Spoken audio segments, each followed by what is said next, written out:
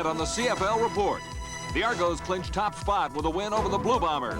Christmas comes early in Ottawa as the Rough Riders win their second. And a look at what ails the Eskimo offense.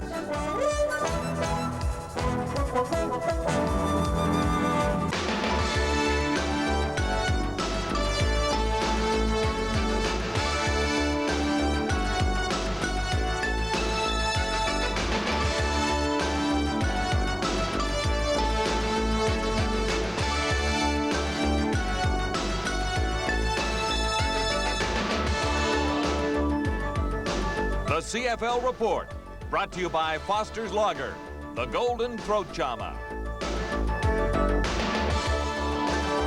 The CFL Report, our pregame show as we get you ready for the BC Lions and the Edmonton Eskimos indoors at the stadium at BC Place tonight. And we are rather happy to be indoors when we look around the rest of Western Canada, particularly in Winnipeg, Lee Patterson, and see all the snow on the ground as the Bombers get set there tomorrow night to host the Toronto Argonauts. It is very nice to be indoors at BC Place. John, you and I must be living right, because we're here tonight at BC Place, and of course 1 week from tonight we'll have the Winnipeg BC Lion game here as our last game on TSN in the CFL this year, so we are doing something right to get that good fortune. Indoors for the final 2 weeks of the CFL season. It is still important to the BC Lions, the Edmonton Eskimos, and the Saskatchewan Roughriders in the CFL's Western Division. We didn't think so a week ago, but the BC Lions still have a shot at top spot out here. Well, they really do. Now, here's a team that's 8-8 after 16 games, 500 football, and of course, if they win their final two and Saskatchewan and Edmonton lose their final two, BC Lions will finish in first place, strange as that may sound, with a 10-8 record. We didn't think that would happen about a month ago, but strange as it is, it can. This is a rematch from last week when the Lions went into Commonwealth Stadium and beat the Eskimos. For the first time, the Eskimos had lost at home all season. The Eskimos offense is the big story here tonight. It has struggled lately. Well, it really has, and I think Damon Allen is under a great deal of pressure. You know, if you talk to Joe Farragelli, and you'll hear from him later tonight, he'll deflect all that pressure away from Damon Allen, but I really think that he's got to start performing better. His interception to touchdown ratio is absolutely brutal. 11 interceptions, only 4 touchdowns. They need better production from him. We'll have more on this game as we continue with the CFL Report live from the stadium at BC Place, but right now let's get you set for this one by looking back to Week 15 in the Canadian Football League. And we began as we were there at Iverwin Stadium in Hamilton, a very rainy night for the Tiger Cats at home. The week started on Friday night in Hamilton as the 7-8 Tiger Cats hosted the 10-4 Saskatchewan Roughriders. Specialty teams playing a big part early on in this game. Terry Baker managing only an 8-yard punt, and Wally Zatilny picking up the loose ball and scampering 47 yards for the touchdown. The Tiger Cats leading 7-0 after one quarter. Roughriders bounce back in the final quarter. Tom Burgess hooking up with Jeff Fairholm for a 12-yard major, and Saskatchewan leading 20-17. But Hamilton retaking the lead with under 4 minutes left in the game. Tom Porras connecting with Earl Winfield on a 12-yard touchdown, and the Ticats hold on for the win. Final score, Hamilton 24, Saskatchewan 21. Game 2 of the week saw the Calgary Stampeders travel to Ottawa to face the Roughriders. Mother Nature dumping about 15 centimeters of snow on Lansdowne Park, and the fans that showed up had a little bit of fun with the white stuff. The snow also made for some rather embarrassing moments. Ottawa kicker Tom Dixon managing 12 points but had some problems on a field goal late in the game. But the Roughriders seemed to handle the bad conditions better than the Stampeders did. This 11-yard scamper by Robert Reed with under a minute to play was the only touchdown of the game as Ottawa hung on for its second win of the season and virtually knocked Calgary out of playoff contention. Week number 15 continued on Sunday afternoon in Toronto as the Argonauts hosted the Winnipeg Blue Bombers in an important Eastern Division battle. Winnipeg scored the only touchdown of the first quarter. Rod Hill blocked a Hank Olisic punt, and Darryl Sampson recovered in the end zone for the touchdown. Winnipeg leading 7-0 after 15 minutes. But the Bombers were nursing a 2-point lead when disaster struck late in the third quarter. Tim Jesse fumbling, and Don Moen picking up the loose ball and rambling 62 yards for the touchdown to give Toronto a 15-10 lead. Turnovers hurt the Bombers in the final quarter as well. This Ben Zambiazzi interception leading to another touchdown and allowing the Argos to blow the game wide open and clinch top spot in the East. The final score, Toronto 36, Winnipeg 13. The final game of the week saw the 10-5 Edmonton Eskimos hosting the 7-8 BC Lions. The Lions defense dominating the first half and fittingly scoring the only touchdown. James Quick Parker picking up a Chris Johnstone fumble and rambling 42 yards for the score. The Lions leading 12-1 at the half. BC put the game out of reach early in the third quarter. Anthony Cherry taking a screen pass from Matt Dunnigan and racing 45 yards for the major. Final score, BC 35, Edmonton 15, and the victory ensuring a playoff spot for the BC Lions. So now with 2 weeks to go, the Eastern Division standings look like this. The Argonauts have clinched top spot in the Eastern Division. Winnipeg and Hamilton still battling it out for second spot. Of course, the Ottawa Rough Riders well out of things and have been for some time. In the West, all playoff positions have been spoken for. Edmonton, Saskatchewan, and BC are in. Still to be determined is the final order of finish. The Lions can finish anywhere from first to third in the CFL's Western Division, and that should make for a rather interesting football evening here tonight. Well, you know, always at this time of the year, the games become so crucial. Obviously for BC, if they have any illusions of finishing first, they have to win tonight. The Eastern Conference kind of fun, too. Just a couple of weeks ago, we really had Hamilton down and out, but here they win 2 in a row, and now Winnipeg has to win at home against Toronto to retain second place. So things are really kind of moving at a fast pace in the last few weeks of the season. Simply put, the BC Lions have to win their final 2 games of this 1988 CFL season and hope that the Edmonton Eskimos and the Saskatchewan Roughriders lose their final 2 games of the year. It is a tall order for the Lions, but they have to start and they have to win tonight. Well, they really do, and I think if you talk to Larry Donovan, he'd say, heck, you know, we've had an up and down year, but so has everybody else. You know, a lot of teams are having trouble winning on the road, so they have a shot at doing it, and rightfully so. And boy, it does my heart good to see Saskatchewan in there, though. I wouldn't mind seeing them finish in first place, and shows I have a little prejudice to the old Roughies, but they've really been a great success story. A lot of fun to watch. The best way I can figure this out, Leaf, the Rough Riders have guaranteed themselves a home field game for the playoffs. One way or the other, it'll be first or second. Yep. Now, it gets a little more confusing. We won't go into it in great detail after that. You have to be a math major to figure all the whatnots about this, you know, points for and against and all that. All the fans in Regina know is they will get to watch at Taylor Field a playoff game for the first time in a long time. All right, let's look back to week 15 in the CFL once more and check out the Foster's stars of that week. For a change, the Ottawa Rough Riders, who won in the snow, have some players there. Ottawa defensive backs Troy Wilson and Kyle Hall share this week's award. Wilson picking off 2 passes and making 3 tackles in the Rough Riders' big win over Calgary. Hall, meanwhile, also had a couple of interceptions to help a rejuvenated Ottawa defense limit the Stampeders to only 126 yards in total offense. Troy Wilson and Kyle Hall share the Foster's Award for Week 15 in the CFL. Meanwhile, the award for the top Canadian performance goes to linebacker Don Moen of the Toronto Argonauts. Moen picked up a fumble and raced 62 yards for the touchdown that put the Argos in front to stay. Then in the fourth quarter, Moen picked off a Sean Salisbury pass and put the Argos in position for another touchdown. Don Moen earns the Canadian Star of the Week for Week 15 in the CFL. And Don Moen also nominated by the media in Toronto as the Argonauts Shenley nominee for the Outstanding Canadian in 1988. Ahead, the Ottawa Rough Riders win, and they win in the snow.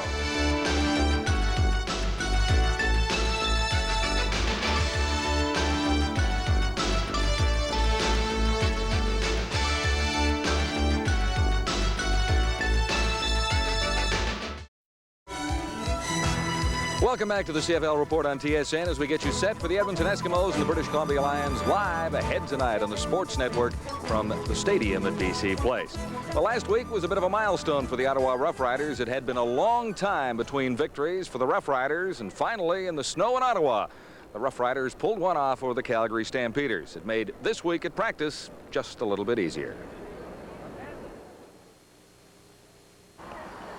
Most athletes never have the opportunity to go through a season where the team loses 14 out of 16 games.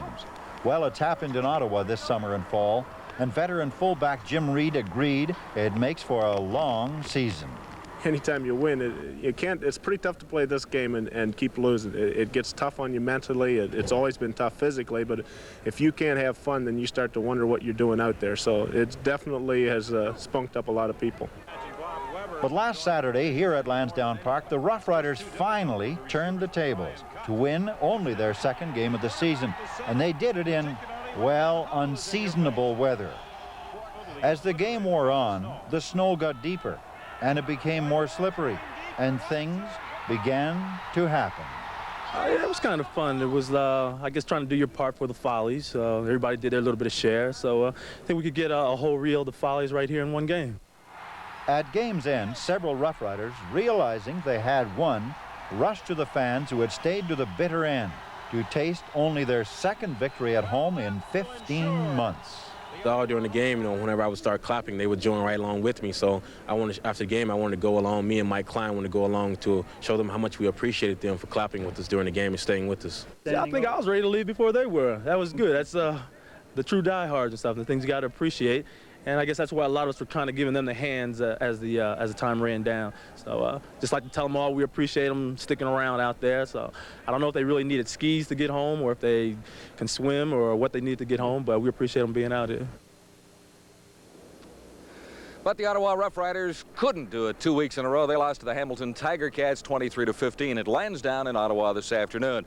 The Eskimos were losers 1 week ago to these British Columbia Lions. Joe Farragelli joins me now as we talk about some Eskimo offensive problems. Joe, you were quoted as being just a little bit upset at the way your team played last week. Any reaction to that statement? No, I think it's an accurate statement.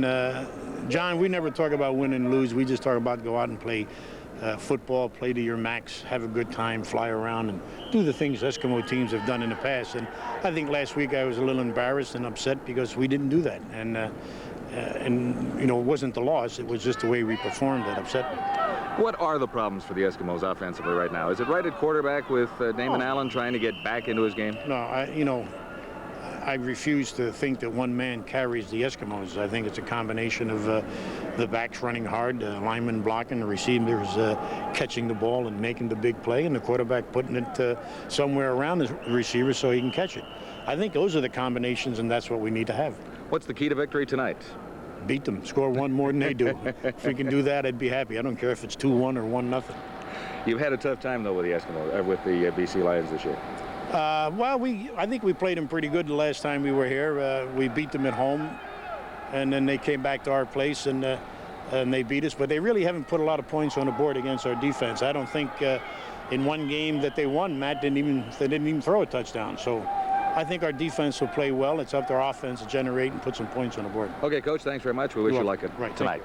Leif, come on in here and let's talk a little bit about the Eskimos of last week and what you think they have to do to pull off something tonight. Well, I really think, contrary to what Joe Farragelli says, I think they do have some problems at quarterback. I think Damon Allen being hurt all season really has hurt their chances, and unless he can cut down his interception to touchdown ratio, he's going to have some problems. I think they have to play with a little more emotion, and I'm sure head coach Farragelli would agree with that. They were absolutely flat last week in Commonwealth Stadium. Now tonight, no elements to worry about. They can come in and just concentrate on playing football. As far as the Eskimos are concerned, it was, according to some reports, one of the worst Eskimo performances in years. And I mean, when you look back over the glory years and the success this team has had, that's saying something, I suppose. Yeah, it really is. And I think Coach Farragelli said it well when he was upset, and I don't blame him for being upset. I'm sure the players are upset. He said that yesterday. And if you've seen Eskimo teams in the past and how they've rebounded from losses, I'm sure you're going to see a much different team tonight. All right, we'll continue with the CFL reports from the stadium at BC Place. Coming up in just a moment, the linebackers will talk to two of the best.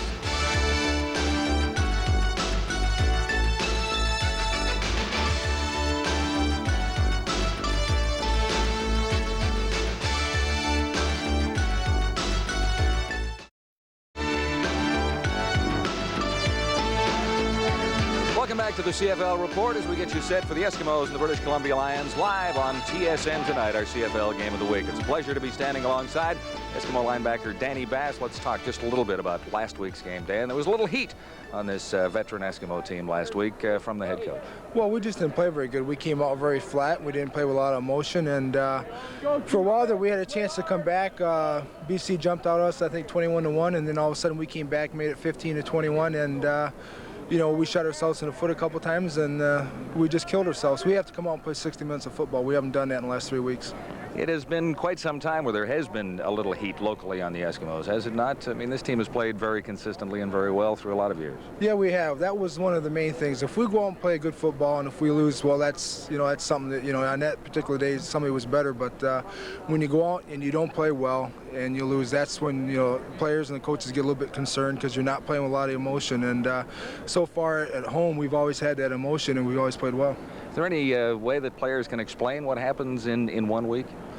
No, it's something. If you did, it would never happen. If you know why why you come up flat, it's just that we have our backs up against the wall. And in the past, it seems like whenever we do have our backs up against the wall, we always seem to rebound back. So we'll find out today.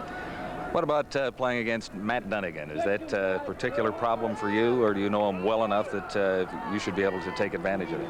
Well, it's a little bit of both. You're playing against Matt, last year, or when he was with the team, you know how to drop against him, and you know what he likes to do, but he likes to run the ball, and he's a real competitor. I think that's the biggest asset that Matt has, and you just got to key on him. You can't let him control the game. You have to wrap him up when he runs with the ball and break on him when he throws the ball. How does this defense of the Eskimos this year rate with previous years that you've been a part of? Well, so far I think this is one of the better defensive teams we've had. We seem to be around the ball. We made some big plays, and that's the key to a good defense is when the opportunity comes, you got to come up with a big play, and so far we've been able to do that, and hopefully we'll do it today. Quick thought about a couple of Shenley nominations for you. You must be quite happy. Oh yeah, I think anytime you get nominated for Shenley, you got to be happy. It would have been nice to enjoy a little bit more, but right now, we have some problems, and we got to be a little concerned about that and go out and play good football. Thanks very much, Dan. We wish you luck tonight. Danny Bass, linebacker of the Edmonton Eskimos. Let's join Leif Pettersson. Take a close look at the BC Lions in the last 5 years. I think the best part of the team has been the defense, and of course, no one's played better than our guest tonight on the CFL Report, James Quick Parker. James, you're like Old Man River. You just keep rolling along, and last week you rolled 43 yards for a touchdown. That must have felt pretty good. Yeah, it came at a good time in the game. The defense scored to put us ahead, and we were trying to get something going totally as far as the team was concerned. So it was a good feeling that the opportunity came about then. You had a potential career-ending injury in the offseason 1986. You hurt your knee, and you made a marvelous comeback. But I'm wondering, after 16 games now in 1988, you've had a chance to evaluate yourself. Are you as good still as you were when you won a Shenley in '86? I think I got about 10% more to go as far as the strength and stuff on my leg. But it's coming along real well. I'm pleased with the way things are coming along, and I can only look forward to things getting better.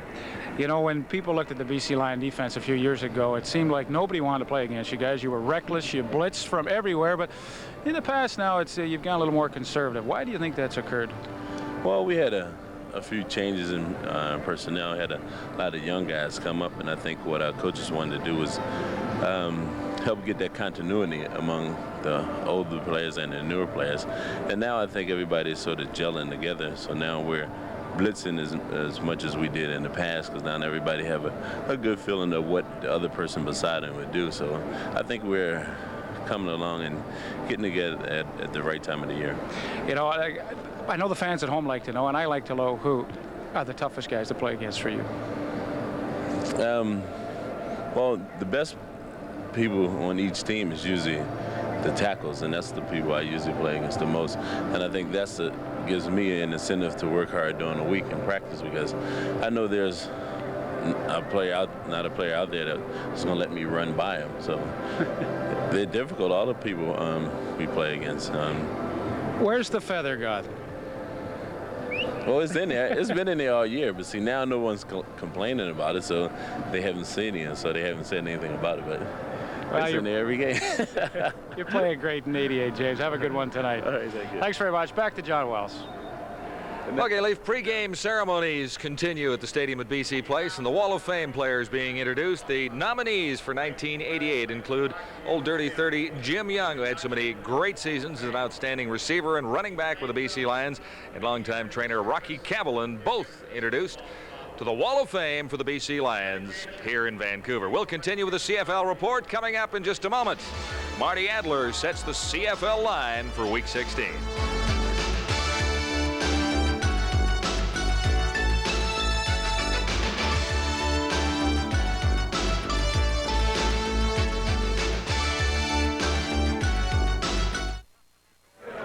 Be tough to be a goalie. People are always taking shots at you. That's why goalies like us like to hang out where there's plenty of friendly people, Hi, Eddie. John. Good to see you. Jilly, how you doing? Hey, John. Hey, John. And a goalie's favorite beer, Miller Lite.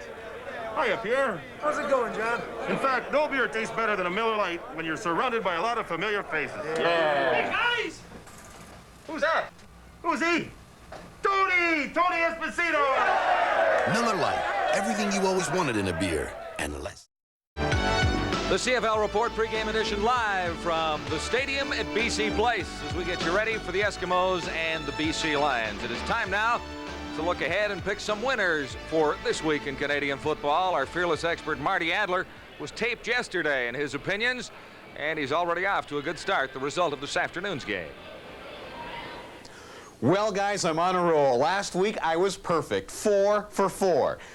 The only problem is it was 4 wrong out of 4. But this week it's going to be a little different because I've got this nailed. Ready? First game, Hamilton going in to Ottawa. Now, I've got this figured. Not only am I making the Ticats 8-point favorites, and I know that they will cover, I'm also going to predict the score because Hamilton has outscored Ottawa in 3 previous games, 132-69. So I just divided by 3, and the score is going to be 44-23 for Hamilton. It's a nothing game. Ottawa is out. Hamilton is in. Means nothing. But a game that does mean something is the one that's coming up on TSN, Edmonton going into British Columbia. Now, Edmonton lost to BC last week. I don't know how they did this. It was actually Matt Dunnigan outperforming himself. Great performance by him, but I don't think he can do it 2 weeks in a row. Now, BC is going to be favored by 2.5. But if Edmonton wants the bye heading to the playoffs, they have got to win. So Edmonton will cover. Next game up, Saskatchewan going into Calgary. Now, Saskatchewan, again, is tied with Edmonton for first place in the West. It is a very meaningful game for Saskatchewan. And with Calgary losing to Ottawa last week, does that mean that they are now the laughingstock of the CFL? Anyway, Saskatchewan is favored by 6, and I certainly believe Saskatchewan will cover the 6 points. Final game, Toronto Argonauts going into Winnipeg. Now, I'll tell you, last week I thought Winnipeg was going to give Toronto much more of a battle. Maybe it will happen this week. You're not going to see much change in the point standings here. However, it may be an indication of what you'll see in the playoffs. Argos by 5, and I think Winnipeg will cover this week. Okay, Marty, thank you for that. It was not a good week for you last week, as you did point out, but you were off to a not bad start this week, as we mentioned, taped earlier, and he gets a push on the Hamilton-Ottawa result. Well, you know, taped earlier. Now, knowing Marty Adler, I think he taped that thing about 2 hours ago, right after the game was over. You see, now, I would have taken Ottawa and taken the points, so we all would have tied, but Marty's right back to where he was last week with his good record, 0 for 4. All right, let's look at this one here tonight, the Eskimos and the BC Lions. There is a lot at stake for both teams. Momentum is one thing, but really first place is on the minds of both football teams tonight. Well, it really is, and Marty makes the BC Lions a 2.5-point favorite because, of course, of the convincing win that they had at Commonwealth Stadium last week, and boy, they really played well, and I see no reason why they can't do it 2 weeks in a row. They've got that great rushing game, and I think that's really the key against playing Edmonton, to control the football. Marty likes the Edmonton Eskimos, but I'll take BC Lions and give up the 2.5. All right, Saskatchewan, Calgary again. This is a big game for the Rough Riders, and for the Calgary Stampeders, it's next year country. I suppose a lot of things can happen, but Saskatchewan playing pretty well, I think. Well, they really need it, and I don't see any reason why they can't cover. You know, I talked to Rick Warman, the former Calgary quarterback, tonight, who's the backup now in Edmonton, and I said, Rick, can Calgary score any points tomorrow? He said they can't score anything. So I said, okay, that makes my decision a lot easier. I'm going with Saskatchewan. I've been on the Ruffy bandwagon all year, and I hope the wheels don't come off until after Grey comes All out. right, and then to the snowstorm in Winnipeg. At least they have had a great deal of snow, and there will be lots around Winnipeg Stadium tomorrow when the Argos get to town to take on the Blue Bombers. It would have meant a lot more had Winnipeg been able to win last week in Toronto. Well, I think it still means a great deal for Winnipeg. They're tied with Hamilton now for second place after Hamilton's win this afternoon. So it's an extremely important game for them because they would like to at least have home field advantage in the semifinal. For Toronto, well, a lot of people say it's a nothing game for them, but all you've read all week long in the Toronto papers is how important Bob Abilovich thinks this game is to his team. They don't want to let things get away from them like Winnipeg last year did with the bye, and then they lost, of course, to Toronto. So contrary to what Marty thinks, he makes Toronto 5-point favorites, but thinks that Winnipeg will win. I'm going to go with the Toronto Argonauts. I've been with them all season long. I don't see any reason why they cannot cover 5 points tomorrow. All right, then. Let's slide in the odds and the line on this week in Canadian football and check out Leafs and Marty's final picks as we get you set live here at BC Place Stadium for the Edmonton Eskimos and the British Columbia Lions. 4th meeting of the season for these two teams, and it could be a pretty good ball game ahead tonight. We'll have it for you from coast to coast in Canada, with the exception of fans here in Vancouver because of the CFL blackout rules.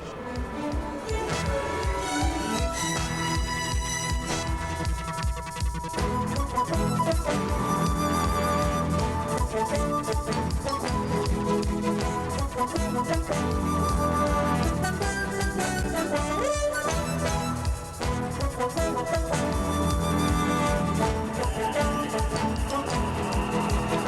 CFL Report is brought to you by Foster's Lager, the Golden Throat Jama.